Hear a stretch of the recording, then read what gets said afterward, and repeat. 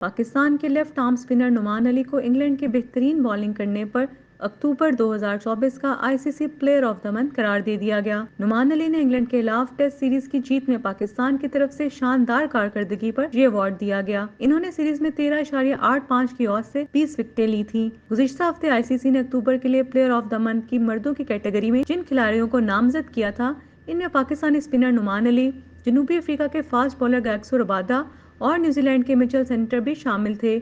नुमान अली ने इंग्लैंड के खिलाफ टेस्ट सीरीज में बेहतरीन कारकर्दगी का मुजाहिरा करते हुए फतह में अहम किरदार अदा किया और आखिरी 2 टेस्ट मैचेस में 20 विकेटें हासिल की थी, जिसकी बिना पर इन्हें ICC player of the month मुंतखब किया गया, जबकि वोटिंग के जरिए फातिह खिलाड़ी का ऐलान किया गया। इस हवाले से नुमान अली का कहना है कि ICC player of the month का अवार्ड एक एजाज है। तारीखी परफॉर्मेंस के लिए सपोर्ट करने पर टीम के साथियों का भी शुक्रिया अदा करता हूँ। याद रहे, नुमान अली को पहली बार ICC player of the month के लिए नामजद किया गया था, जबकि वो पहली बार आईसीसी टेस्ट बॉलिंग रैंकिंग में टॉप 10 में शामिल हुए थे। वो अभी भी 9वीं पोजीशन पर मौजूद हैं। नुमान अली ने इंग्लैंड के खिलाफ दूसरे टेस्ट मैच की दोनों इनिंग्स में 197 रन के एवज 11 विकेटें हासिल की, जबकि तीसरे और आखिरी टेस्ट में 130 रन देकर 9 विकेटें हासिल की। दूसरे टेस्ट में पाकिस्तान ने इंग्लैंड को जीत के लिए 297 रन का हदफ दिया था, तो ऐसे में नुमान अली इंग्लिश बैटर्स के लिए चैलेंज बन गए। इन्होंने दूसरी इनिंग्स में कैरियर के बेस्ट 8 विकेटें हासिल की, जिसमें कौमी टीम को 2021 के बाद होम ग्राउंड में जीत नसीब हुई। सिर्फ बॉलिंग ही नहीं बल्कि नुमान अली ने बैटिंग में भी नुमाया किरदार अदा किया। खास तौर पर तीसरे टेस्ट में सऊद शकील के साथ इनकी शराकत और 45 रन की इनिंग की बदौलत पाकिस्तान को 77 रन की बढ़तरी हासिल हुई, जिससे कौमी टीम ने मैचेस और सीरीज में कामयाबी हासिल की।